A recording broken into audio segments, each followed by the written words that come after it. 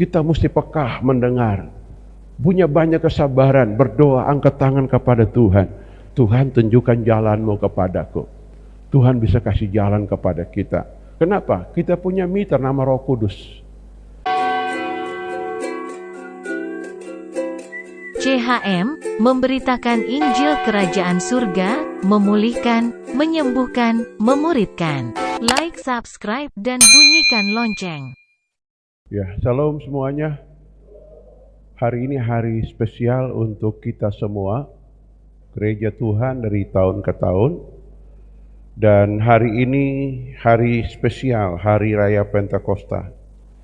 Pentakosta itu adalah hari raya panen sebenarnya di Perjanjian Lama. Di Perjanjian Baru itu hari ketuangan Roh Kudus, bertepatan hari raya Pentakosta. Roh Kudus sudah ada di bumi ini, ya, tetapi kita semua harus bertekad haus untuk menerimanya. Nah, hari ini kita dengar firman spesial tentang karya Roh Kudus. Bagaimana Roh Tuhan bekerja di antara kita. Tujuannya apa? Manfaatnya apa, saudara? Ini perlu kita ngerti, saudara. Nah, ini.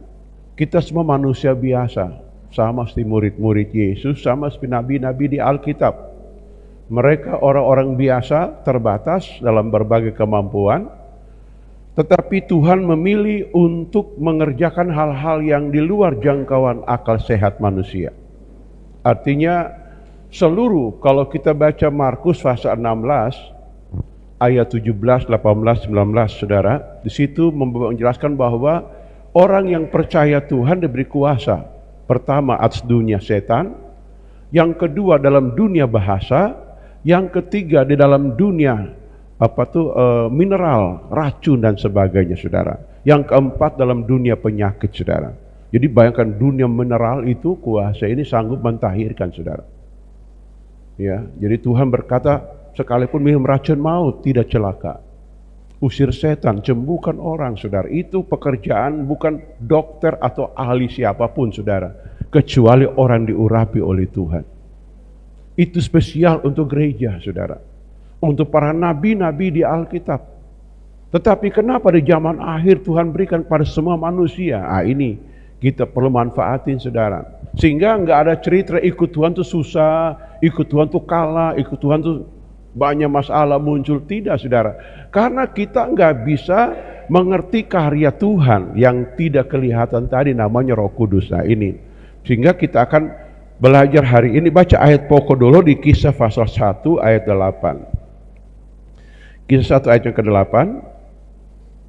Mari kita berdiri semua, kita mengucapkan ayat firman ini dengan iman bersama-sama. 1, 2, 3. Tetapi kamu akan menerima kuasa kalau Roh Kudus turun ke atas kamu, dan kamu akan menjadi saksiku di Yerusalem, di seluruh Yudea, Samaria, dan sampai ke ujung bumi. Amin. Silakan duduk kembali, saudara. Ayat ini sudah sangat populer bagi dunia karismatik. Ya, itu spesial, saudara. Nah, oke, baik. Saya sebelum khotbah saya saksikan sebuah tulisan Yonggi Cho. Yonggi Cho ini di hamba Tuhan yang ada di Korea Selatan, sudah meninggal beliau. Nah, beliau ini seorang Buddha tadinya. Ya, dia sakit-sakitan, paru-parunya infeksi karena tertusuk oleh rusuk yang patah, saudara. Diinjak tentara Jepang sehingga tertusuk ke dalam, jadi infeksi paru-paru, saudaraku, sehingga sakit-sakitan usia muda beliau. Nah, tatkala dia menjadi Kristen, saudara, dia minta diurapi oleh Tuhan, sehingga dia tulis sebuah buku, Roh Kudus Adimitra saya. Nah, ini, teman, pelayan, Adimitra, saudaraku, nah gitu. Dan di situ muncul niat yang tulus dan tekad yang bulat untuk bisa mengubah Korea Selatan menjadi, ya tidak 100%, tapi minimal percaya Tuhan, ya Yesus Kristus, saudara. Dan itu terwujud, saudara, terwujud. Nah, kesaksian ini mendorong kita bahwa kita ini dipanggil Tuhan dengan berbagai keterbatasan yang ada, dan Tuhan akan melengkapi kita dengan kemampuannya sendiri. Amin. Percaya, saudara? Nah, ini. Jadi kita lihat, saudara, Tuhan akan melakukan hal-hal yang ajaib, ya. Kita lihat di Alkitab dulu saudara. Di Alkitab itu beberapa tempat lawatan Tuhan dahsyat saudaraku. Khususnya Perjanjian Baru ya. Kita baca di dalam Kisah pasal 2 ayat 4. Itu ada 120 orang penuh dengan kuasa Tuhan. Kita baca contoh di Alkitab ya. Maka penuhlah roh mereka dengan Roh Kudus, lalu mereka berkata-kata dalam berbagai bahasa lain seperti yang diberikan roh itu kepada mereka untuk mengatakannya. Di sini ada dua jenis bahasa yang mereka terima dari Roh Kudus. Bahasa pertama disebut sebagai bahasa glossolalia, artinya bahasa yang tidak pernah mereka pelajari dan itu muncul saudara, namanya bahasa roh. Yang kedua namanya bahasa senolalia saudara. Senolalia ini bahasa asing, bahasa negara lain saudara. Tiba-tiba orang-orang ini bisa berbicara, saya catat, saya tulis-tulis, saya teliti satu-satu, ternyata ada ya bahasa induk nasional itu ada sekitar 19 bahasa saudara. 19 bahasa negara, belum bahasa daerahnya saudara. Karena sudah ada orang Asia. Asia ini kan bukan suatu negara, banyak bahasa saudara. Nah gitu. Arab itu satu bangsa, ya saudara, ya. Mesir, bahasa Pampilia, bahasa Mesopotamia saudara. Nah ini saudara, jadi kita lihat bahwa mereka menerima berbagai bahasa. Ini awal seorang menjadi misionaris. Umpamanya begini, seorang anak muda diurapi Tuhan usia muda remaja, katakan dia masih di bangku SMP. Seringkali bahasa roh muncul bahasa asing saudara. Itu urapan awal untuk kita pelajari bahasa asing itu. Dan Alkitab berkata seperti kepada Nabi Yeremia, engkau diangkat menjadi nabi bagi bangsa-bangsa. Ngerti nggak? Bangsa-bangsa saudara. Kita bisa pergi ke bangsa itu. Kita pelajari bahasa asing negara ini gampang sekali. Bahasa Perancis ya, gampang sekali. Inggris, ya, Jepang, Taiwan, segala macam bahasa bangsa saudara. Berawal dari baptisan Roh Kudus saudara. Nah ini. Ya bisa, kita pelajari secara akademik boleh saudara, alamiah boleh saudara. Tapi lebih cepat kalau diurapi Tuhan, sangat cepat. Nah ini, jadi bahasa-bahasa kalau kita baca ya ayat 9 itu bahasa Partia, Media, Elam, penduduk Mesopotamia, Yudea, Kapadokia, Pontus, Asia, Frigia, Pampilia, Mesir, ya Libya saudaraku, ya Kirene, Roma saudara, bahasa Romawi saudara, agama Yahudi, bahasa Yahudi, Kreta, Arab dan sebagainya saudara. Itu saudara kurang lebih ada 18 atau 19 bahasa saudara. Itu bahasa namanya senolalia, muncul nggak pernah belajar. Orang tukang pancing ikan lele di ya danau Galilea saudara, tukang pancing ikan mujair, ikan lele, mana kapan mau belajar saudara? Ya, tapi muncul tiba-tiba saudara, itu kuasa Tuhan yang ajaib. Apakah orang bisa dapat juga? Sangat bisa saudara. Saya kurang lebih 5 tahun melayani di kota Jakarta saudara. Ya, dari anak sekolah minggu, remaja sampai orang dewasa, saya melayani di sana saudara. Ya, kadang-kadang jadi guru sekolah minggu, kadang-kadang khotbah di pemuda, kadang-kadang khotbah orang tua, kadang khotbah saudara. Semua kalangan saya khotbah saudaraku. Bahkan di opa tua saudara yang sudah pikun saudara, saya khotbah di mereka. Itu Jakarta saudaraku, ya. Nah, khusus anak remaja saudaraku, mereka lah manifestasi kuasa Roh Kudus saudara, sampai ngomong bahasa-bahasa asing seperti itu. Hebat saudara. Nah, orang-orang ini saudara sekarang jadi orang-orang besar di kota Jakarta. Itu hebat-hebat. Kadang-kadang ya mereka kirim doi ya. Ingat ya dulu ya masih remaja, iya. Saya sekarang gini-gini saudara. Luar biasa saudara, Tuhan pakai mereka menjadi orang-orang yang sangat berhasil. Itu di kota Jakarta. Saya nggak ngerti ya kita di sini apakah bisa seperti itu. Tergantung saudara tekad kita. Ya, ini. Oke. Dari pengertian-pengertian ini kita pelajari saudara bahwa ternyata bahwa 120 orang itu penuh dengan Roh Kudus di kamar loteng Yerusalem. Ada juga di rumah Cornelius ya, beberapa minggu lalu. Cornelius di Kisah pasal 10 ayat 44 sampai 48 saudara. Cornelius ini rumah kecil, rumah pribadinya. Saya mungkin renungkan begini. Di salib itu kan waktu Yesus mau mati saudara, lalu ada perwira ngomong begini, sesungguhnya dia ini anak Allah. Jangan-jangan Cornelius itu saudaraku, betul nggak? Karena kisah prajurit atau perwira ini dibawa kaki salib Tuhan nggak tertulis saudara. Muncul Cornelius saudaraku, dan di mata alam alam kekal. Tuhan pantau orang ini, saudara. Ya, keluarganya takut Tuhan, saleh, sering berdoa, murah hati, saudara. Jangan-jangan dia yang melihat itu, saudara, mengatakan sesungguhnya dia ini anak Allah, saudara. Itu, saudara, Cornelius ini. Maka mereka ini penuh roh, saudara, mirip di kamar loteng, saudara. Petrus khotbah langsung penuh roh, saudaraku. Hebat. Ini keluarga Cornelius. Sungguh dahsyat dan luar biasa. Ini terjadi, saudara. Peristiwa ini membuat kita menjadi orang Kristen yang dipakai Tuhan untuk merubah dunia ini. Di Kisah pasal 10 ayat 44 sampai 48, saudara. Tunjukkan di layar, kita baca saja. Ketika Petrus sedang berkata demikian, turunlah Roh Kudus ke atas semua orang yang mendengarkan pemberitaan itu. Terus berikutnya, dan semua orang percaya dari golongan bersunat yang menyertai Petrus tercengang-cengang karena mereka melihat bahwa karunia Roh Kudus dicurahkan ke atas bangsa-bangsa lain juga. Terus ke bawahnya, ya, sebab mereka mendengar orang-orang ini berkata dalam bahasa roh dan memuliakan Allah. Lalu Petrus berkata selanjutnya, ya sudah, baptisan air sebagai saudara. Jadi Cornelius ini juga sudah bangsa lain terima, termasuk orang Bitung, terima kuasa Tuhan tersebut. Bilang amin. Oke. Yang ketiga adalah, saudara, orang-orang di Samaria. Ya, Kisah 8 ayat yang ke 14 sampai 19. Kita lihat Kisah pasal 8 ayat 14 sampai 19. Ketika rasul-rasul di Yerusalem mendengar bahwa tanah Samaria telah mendengar firman Allah, mereka mengutus Petrus dan Yohanes ke situ. Terus, setibanya di situ, kedua rasul itu berdoa supaya orang-orang Samaria beroleh Roh Kudus. Lalu, sebab Roh Kudus belum turun atas seorang pun di antara mereka, karena mereka hanya dibaptis dengan nama Tuhan Yesus. Ini nama baptisan air ini, sudah. Waktu masuk, saudara. Jadi, dengar, baptisan air itulah kita mengaku mau hidup dalam Tuhan. Keren, betul ya?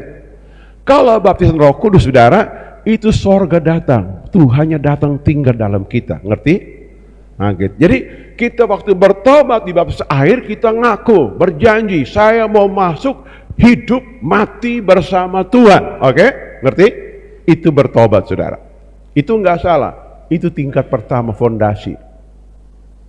Ya. Yang kedua, pada waktu kita mulai terima Roh Kudus, Tuhan datang bersemayam dalam diri kita. Jadi Bapak Ibu yang sudah dibaptis air, jangan puas sampai situ. Ya, toh? Mesti terima baptisan Roh Kudus, saudara. Supaya apa? Tuhan bersemayam tinggal dalam diri kita. Ini pengertian ini yang perlu kita tangkap, saudara. Ini orang-orang Samaria. Filipus pergi khotbah kepada mereka. Mereka bertobat. Ya, dan mereka belum penuh Roh Kudus. Tunjukkanlah selesai ayat tadi, ya. Kemudian keduanya menumpangkan tangan mereka, lalu mereka menerima Roh Kudus. Nah, ini peristiwa bisa jadi tadi tiba-tiba turun. Saya ulangi, baptisan Roh Kudus bisa terjadi tiba-tiba karena kita sudah sangat haus, saudara. Tiba-tiba, nggak ada tumpang tangan. Tapi orang Samaria ini ditumpang tangan, doa tumpang tangan, saudara. Ada dua cara, saudara. Bagaimana orang terima Roh Kudus? Bisa ditumpang tangan, bisa tidak. Ngerti nggak? Kalau saya dulu penuh Roh Kudus, nggak tumpang tangan orang, langsung turun.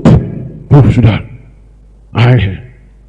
Itu tahun 80 berapa? 84 saya ingat. 84, saudara.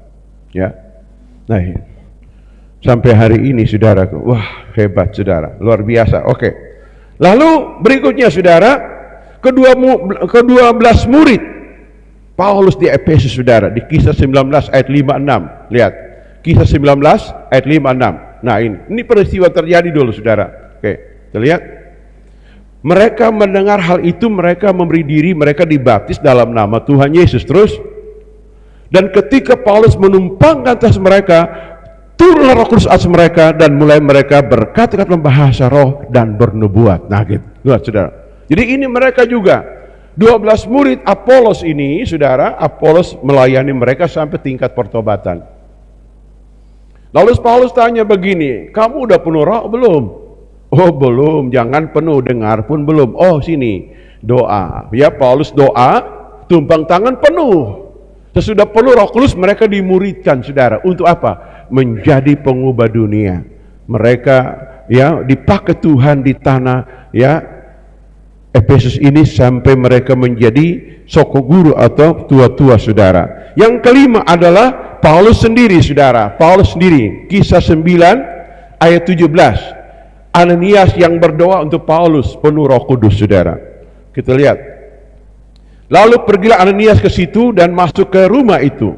Ia menumpangkan tangannya ke atas Saulus, katanya, Saulus saudaraku, Tuhan Yesus yang telah menampakkan diri kepadamu dengan jalan engkau lalui ini telah menyuruh aku kepada supaya engkau dapat melihat lagi dan penuh dengan Roh Kudus, saudara. Ya, terus ke bawahnya, dan seketika itu juga seolah-olah selaput gugur dari mata sehingga ia dapat melihat lagi. Ia bangun lalu dibaptis. Terus ke bawahnya, dan seketika ia makan, ya pulih kekuatannya. Saulus tinggal beberapa lama bersama-sama dengan murid-murid di Damsyik, saudara. Jadi selaput gugur dari seorang berdosa bernama Saulus, namanya roh agamawi, saudara. Ya, roh agamawi, keangkuhan agamawi gugur. Didoakan Ananias, seorang murid Tuhan yang datang melayani Rasul Paulus, di follow up oleh Paulus. Yesus tangkap, ya, dan Ananias ini yang follow up, saudara. Ini yang terjadi, manifestasi yang terjadi, saudara. Nah, sekarang kita lihat pengertian tadi sudah, kita langsung saya poin yang terakhir, Jo. Bagaimana terimanya ini, ayo, ya. Bagaimana terima, nanti satu poin lagi, manfaatnya apa, saudara, ya. Nah, bagaimana terimanya? Syarat pertama, hati mesti bersih, saudara. Itu nggak ada tawar-menawar. Ya, darah Tuhan menyucikan kita. Terutama kepahitan, sakit hati tidak boleh, saudara. Apalagi benda-benda berhala, nggak boleh kita percayai, saudara. Itu mesti hati kita bersih. Itu pertama. Ya, amin. Syarat kedua, saudara, kita mesti percaya haus. Yohanes pasal 7 ayat 37 sampai 39. Barang siapa yang percaya dan haus, dari dalam hatinya akan mengalir, ya. Kalau disebut dalam hati, enggak, sebenarnya bukan dalam hati. Dari rongga-ronggamu akan mengalir air kehidupan. Tuhan itu mendesain manusia banyak sekali rongga. Rongga perut, saudara, rongga paru-paru, rongga jantung, saudara, rongga kepala, rongga tangan, saudara. Ya, nah ini.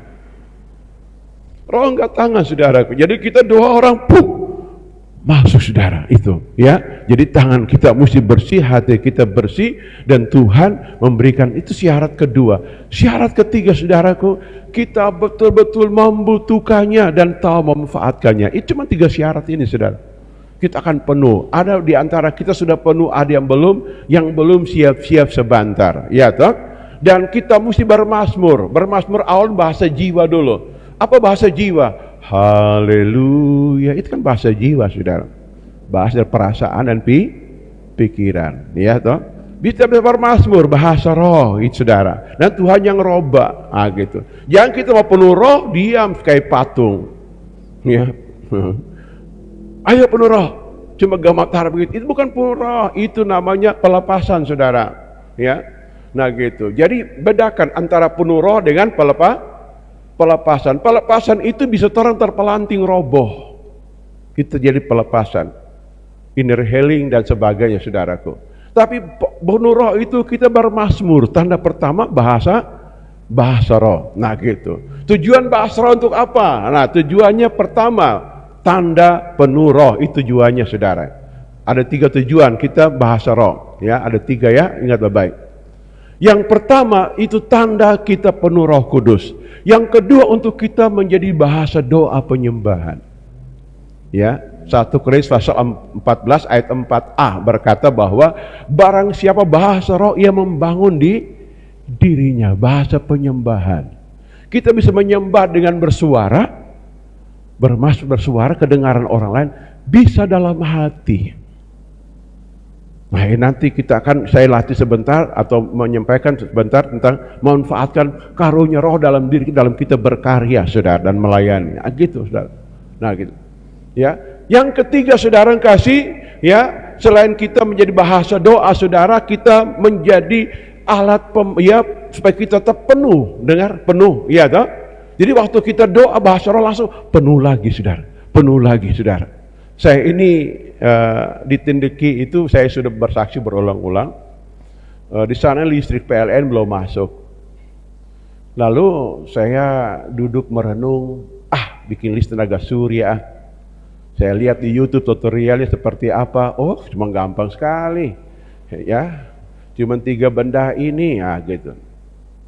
Aki 1, inverter 1, charger sudah, panel sudah jadi. Begitu. Tes, nyala, gitu, saudara. Lalu saya pasang. Ya, saya bangun pagi, saya lihat jam 6 tepat. Ya, waktu matahari belum bercahaya, baru muncul, saudara, di ufuk timur. Dia sudah tangkap itu, saudara, cahaya. Langsung dia cas, saudara. Wah, lalu saya dulu berpikir begini sambil senyum-senyum. Biasa toh, saudara. Saya begini, wah, kalau tangan kita mirip panel surya, kita angkat tangan ke atas, saudara, langsung penuh di bawah aki. Betul tidak? Nah, gitu, ya toh. Apalagi, makanya saya lihat teori Musa mengalahkan Amalek. Musa angkat tangan, Yosua menang di bawah. Musa turun tangan karena dia pegalinu, saudaraku, ya capek. Yosua kalah. Nih, saudaraku. Jadi kita lihat bahwa fungsi ketiga bahasa roh adalah supaya kita tetap, ya istilahnya stabil pengurapan kita. Ngerti nggak? Iya toh? Begitu. Makanya sudah lihat kalau pelayanan kenabian biasanya pemain keyboard tetap di tempat. Tetap mengiring. Kenapa? Agar tetap supply urapan, saudara. Musik itu mempengaruhi pengurapan itu hadir, saudara. Begitu, tetap supply. Ya, terus saudara lihat kalau orang punya YouTube itu, kalau dia khotbah tentang apa, main keyboardnya ngiring sambil, ya kalau itu tangan dia, musiknya besar, itu ada tujuannya, saudara, gitu. Tapi kita sudah kita bukan lagi air got, mata air, saudara. Iya toh, tanpa musik pun bisa, saudaraku. Kenapa? Karena udah tahu bagaimana menghadirkan kuasa Tuhan itu. Ya, saya ulangi 3 ya, saudara. Bahasa roh fungsi pertama itu tanda penuh roh. Yang kedua, membangun iman kita. Membangun iman. Saudara, kalau orang bahasa roh sambil kayak bisik-bisik atau seperti hanya komat kamit mulut, itu lebih hebat, saudaraku. Orang lain nggak tahu. Ya, apalagi lagi mempersiapkan khotbah sambil baca ayat komat kamit. Langsung pengertian limpah-limpah itu datang. Nah, itu. Iya toh, jangan coba bahasa roh nyembah tutup mata. Itu emosional, saudara. Nggak ada fungsi apa-apa. Semangat doang, nggak ada fungsi, saudara. Nah gitu. Jadi itu tandanya. Sekarang manfaat, saudara. Manfaat yang pertama, dia akan mengoperasikan 9 karunia roh dalam diri kita. Satu orang bisa dipakai 9 karunia roh secara bersamaan. Kenapa? Roh yang sama memberikan hal itu. Tinggal kita memelatih, saudara. Karunia pertama Tuhan berikan itu apa? Tadi bahasa roh tadi. Yang kedua, saudara, kita dapat karunia hikmat. Nah, untuk mendapat hikmat, saudara, kita harus butuh ketenangan tadi, komat kamit sambil baca dan merenungkan suatu situasi. Betul tidak? Baca Alkitab sambil komat kamit. Mungkin ya, ada beberapa yang tidak tenang kalau otak nggak bermain, hikmat nggak bermain, ya saudara, dia bisa jalan mondar-mandir, saudara. Sambil goyang kepala, ya dia baca-baca, muncul, saudara. Atau saudara mencipta lagu umpamanya, ambil gitar sambil nyanyi mendengung dulu, bahasa roh sebentar, muncul kalimat dan syair dan nadanya, saudara. Itu hikmat bekerja. Bisa tangkap ya? Jadi kalau ada masalah jangan saudara bingung. Yakobus pasal 1 ayat 2 bilang begini, anggap kebahagiaan suatu pencobaan. Anggap kebahagiaan. Saudara bikin ayunan di rumahmu, ayunan, tahu ayunan? Dari tali dan sambil goyang-goyang. Bahasa roh. Kalau ada uang bikin kolam renang sepanggal di muka. Itu langsung ide muncul, saudara. Nggak ada mujizat, betul tidak? Iya toh? Kalau bikin air terjun sepanggal, supaya apa? Sejuk, saudara. Karena setan serang alam pikiran, alam perasaan kita. Tuhan kasih. Iya toh? Nah gitu. Wah, saudara lihat tokoh-tokoh di Alkitab, contoh Daniel, Yehezkel itu, saudara, mereka doa puasa di mana? Di tepi sungai, saudara. Kenapa di sungai? Pertama sejuk, saudara. Yang kedua memberi inspirasi. Betul tidak? Coba baca kitab Yesaya ke Daniel, saudara. Pergumulan besar melawan setan belahan bumi ini, saudara. Dari sana, Yesus sungai Kebar. Wah, aku melihat Tuhan. Tuhan muncul tepi sungai, bayangkan. Jadi coba bikin rumah kolam renang sepangal dong. Kalau nggak kolam renang, ya sedih kolam ikan kak. Iya toh? Betul tidak? Nah, wah, santai-santai. Bikin ayunan, jangan cuma di pantai, padahal ayunan di rumah juga ada ayunan boleh. Pendeta, rumah saya kan sempit, nggak apa-apa, beli rumah baru juga bikin akang, iya toh, di rumah hari tua dong, iya toh, gitu. Jadi santai, wah saudara, sambil bahasa roh muncul ide, coba praktekkan saudara, ya. Nah gitu, saya ini bukan ahli musik saudara, ya asal bunyilah, tapi saya praktekkan. Kok orang bisa cipta lagu? Ya saya doa Tuhan berikan aku pujian baru dong. Nah gitu. Iya toh. Langsung main gitar. Jadi saudara. Wah ya nanti ya orang arsemen mau bentuk apa. Tapi yang penting kan dasarnya sudah saudara. Itu karya harus memberikan kita hikmat dan pengetahuan. Mau manfaatin? Halo?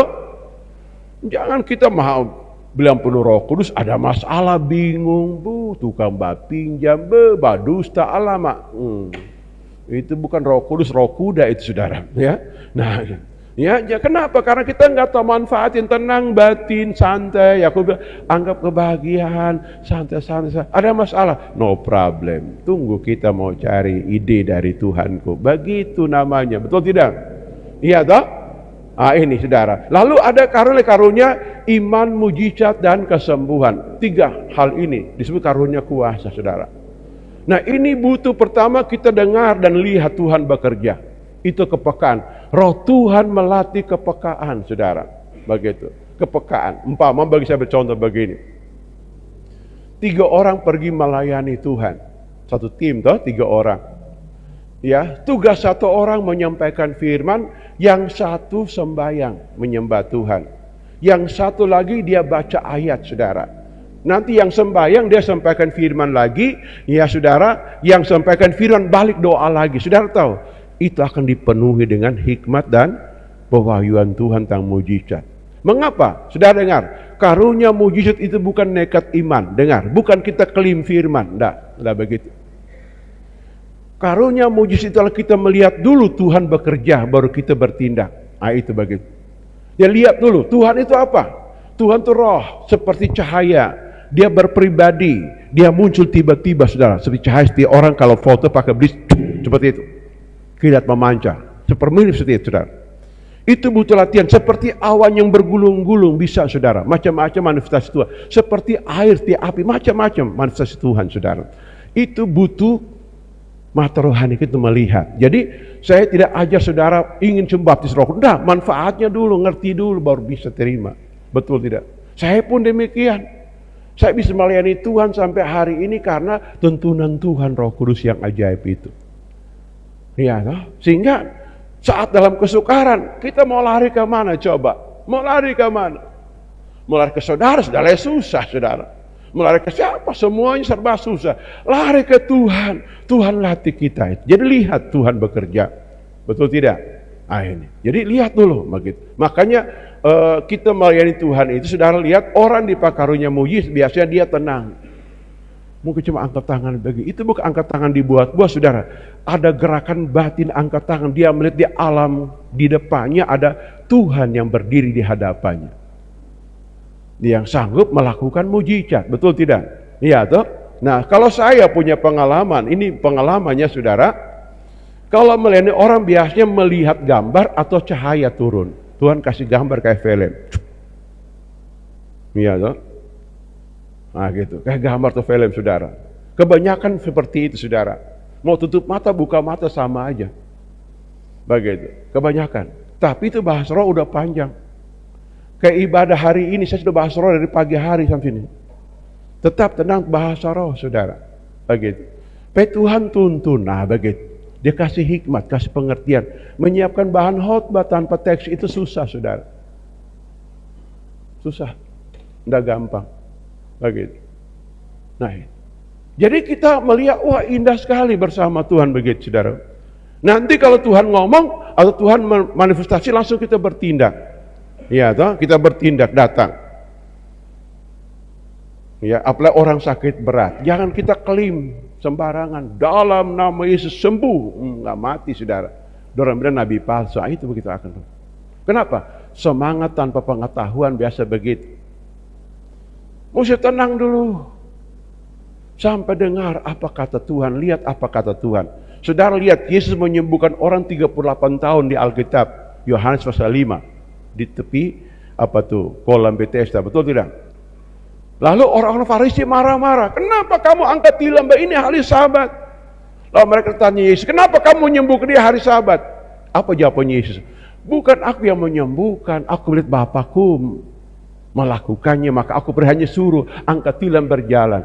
Tuhan Bapa Roh menyembuhkan, Yesus mencuru angkat tilam jalan. Kita partner kan, betul tidak? Nah, jadi partner seperti saudara. Jadi kita melihat Tuhan pribadi yang berjalan, dia wujudnya angin seperti angin gitu, tapi dia cahaya, dia berjalan. Nah gitu. Maka itu berdoa, Tuhan nampakkan dirimu kepadaku ya Tuhan. Betul tidak? Dia tuh omnipresent, menampakkan diri kepada manusia di mana-mana. Ngerti saudara? Itu kita pakai karunia mujizat. Saudara sini siapa sih tertarik dipakai karunia mujizat? Ada? Enggak mau semua? Puji Tuhan lah. Saudara. Ya. Memang ada tantangan, banyak gereja berkhotbah, pendeta khotbah. Jangan cari mujizat, cari Yesus. Pertanyaan saya, apa tujuan Anda cari Yesus? Dapat berkat, dapat mujizat toh? Balik-balik. Bilang aja kamu nggak bisa peka dalam karunia itu, usah cap-cap orang, iya toh? Begitu. Nggak ngerti mengoperasionalnya. Sama, orang punya HP, ya. Opa tuh bilang, kita nggak mau HP begini, ribet. Nah itu, ribet. Sama, Roh Kudus turun, nggak mau Roh Kudus, ribet, nggak tahu. Itu karena nggak rendah hati, nggak mau belajar, saudara. Maka dari tahun ke tahun begitu jo hidupnya, nggak berubah-berubah. Begitu. Nah ini, jadi Tuhan melatih kita semua model-modelnya seperti itu saudara. Itu karunia apa tadi? Iman, mujizat dan kesembuhan. Amin. Mau dipakai Tuhan? Mau enggak saudara? Hebat saudara, bisa jangkau orang. Karena kerajaan Allah itu bukan perkataan tapi kuasa. Apa tanda kerajaan Allah hadir? Lumpuh berjalan, tuli mendengar, bisa berkata-kata. Itu tanda kerajaan Allah saudara. Ya. Nah kita bisa berani menginjil, bikin KKR, mendoakan orang sakit. Itu karena janji Tuhan, tapi Tuhan ingin latih kita saudara, nyembah Tuhan, ya, mendengar apa yang Tuhan lakukan. Nah dengar, kata mendengar apa itu lakukan, jangan kita sebagai one man show. Nanti bisa setan masuk saudara, masuk dalam pengertian begini, dia memuji kita, dia angkuh, dengar nggak? Sehingga kita rasa apa yang saya pikirkan, apa yang saya lihat, apa yang saya dengar, semua dari Tuhan. Belum tentu. Karena Alkitab berkata bahwa engkau mesti uji pegang yang baik. Bagaimana cara ujinya? Alkitab mengajarkan 2-3 saksi. Iya toh? Jadi umpama kita lihat suatu penglihatan yang besar nilainya. Umpama contoh begini. Saudara dipanggil pendoa di tim sukses seorang caleg umpamanya. Doa, dengar suara Tuhan, bernubuat lagi, kamu akan terpilih dan jadi. Lalu kita langsung ngomong, saya waktu doa saya lihat Bapak terpilih. Nah mendengar begitu siapa ya ngomong atas nama Tuhan saudara, dia percaya sekali. Datang pemilu kalah saudara. Ya. Lalu si caleg yang tidak pernah beribadah dan tidak pernah bertobat berkata, nabi palsu. Nah itu. Kenapa? Yang salah siapa? Yang salah yang menyampaikan. Itu mesti diuji dulu kebenarannya. Bagaimana cara mengujinya? Kita mesti sharing dengan orang-orang diurapi Tuhan.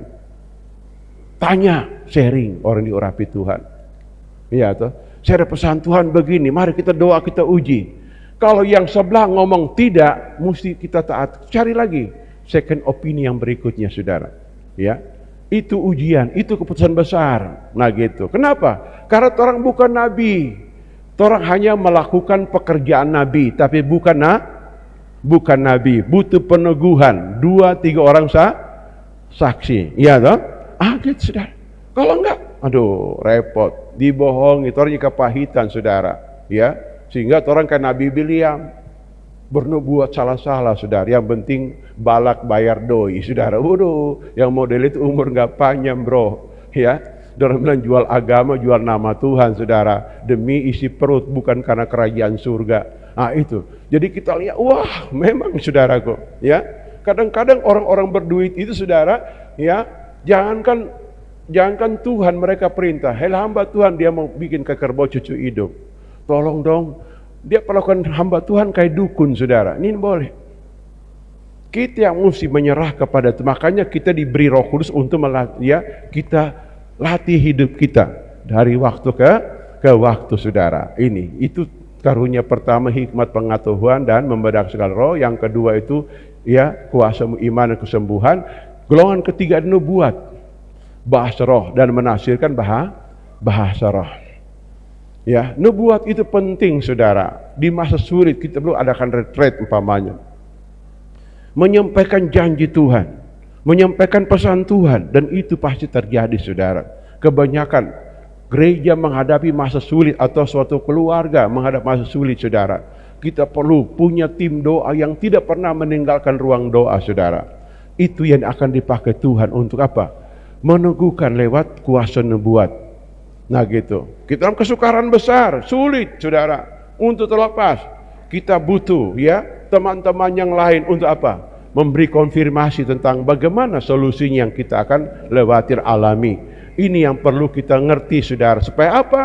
Supaya kita dapat terlatih demikian rupa. Itu manfaat-manfaat yang kita akan terima saudaraku. Jadi bagaimana caranya untuk kita peroleh hal ini saudara?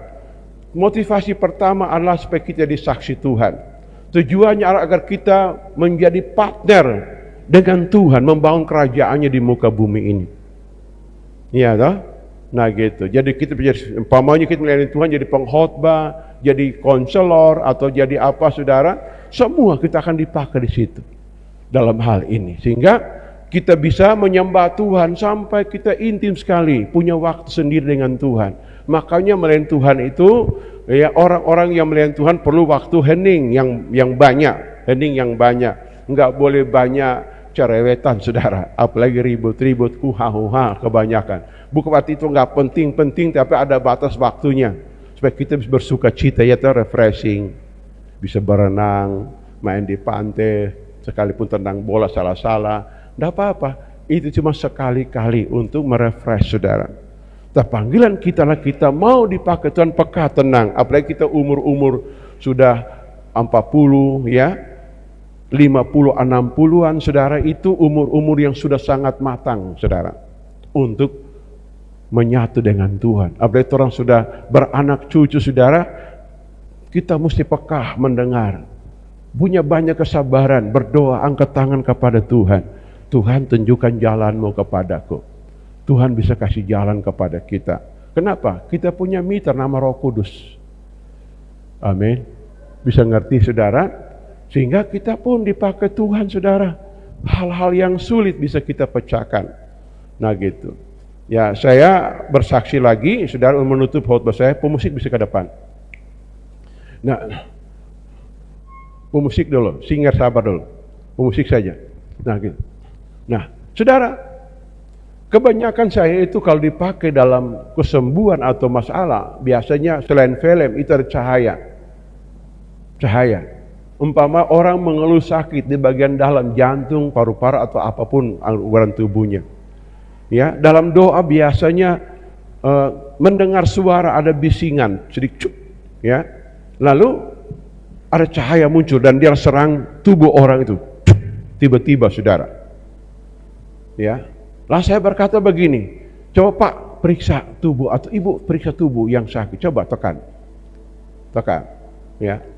Umpama sakit mah, sudah turun ke ini ulu hatinya, tuh gitu. Coba tekan ulu hatimu dengan jari gini. Kalau mah sakit, pas sakit sekali saudara, itu hilang, itu berupa seperti itu. Nah, karena itu dalam pelayanan pengurapan seperti itu, tim yang ikut serta, umpamanya dia tuh konselor atau siapa namanya, di belakang tidak boleh lama-lama saudara. Nah, pengurapan itu bisa sedot, oleh orang yang bermain-main di sekitar kita. Begitu. Apalagi setengah-setengah hati. Tersedot semua saudara untuk dia. Ya, nah gitu. Jadi umpama begini, dalam suatu altar calling ya, orang di depan, ada bapak ibu yang punya sukarela maju berdiri di belakang. Jangan berdiri sambil begini, diam begini, jangan. Bapak sambil menyembah Tuhan, saudara. Tujuannya apa? Saling memberi kekuatan. Urapan Tuhan berlimpah. Kalau bapak ibu maju dan berdiri di belakang orang yang doakan dan cuma diam-diam, bapak ibu turut menyedot urapan mengalir ke sana. Begitu. Jadi kita menjadi orang yang mengerti pelayanan ini, saudara. Sehingga ada komando di mana kita mau dipakai oleh Tuhan. Gereja ini biasa dipakai Tuhan dalam KKR, pelayanan kesembuhan ilahi. Nah ini, ya, pelayanan kesembuhan ilahi. Jadi Tuhan mau pakai orang semua untuk menikmati karya Tuhan yang sangat besar. Amin. Kita doa kalau tidak tahun ini, tahun depan kita akan ekspansi, ya, untuk KKR dan seminar di mana-mana, saudara. Ya, semua waktu timing Tuhan, kairos-nya Tuhan. Tugas kita setia taat saja. Tuhan pasti melakukan hal-hal yang sangat besar. Mari kita berdiri, kita mau datang kepada Tuhan di kesempatan ini.